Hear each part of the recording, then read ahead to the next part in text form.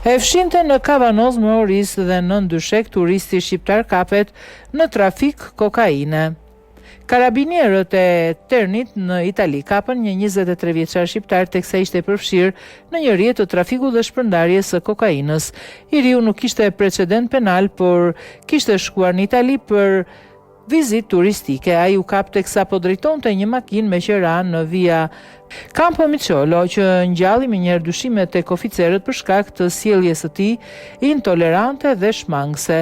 Një kontroll i trupit dhe i automjetit të kryer zbuloi 2 doza kokaine të fshehura brenda një pakete cigaresh dhe çelsi në një apartamenti studio në një shtëpi fshati në Terni, ku ai kishte qëndruar për disa ditë.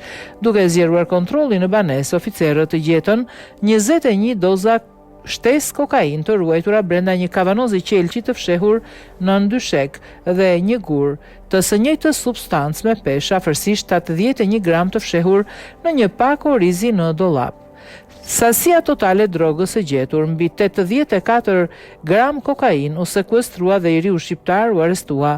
Pas një nate në paraburgim të shtunën, u mbajt një seancë dëgjimore shkurtuar.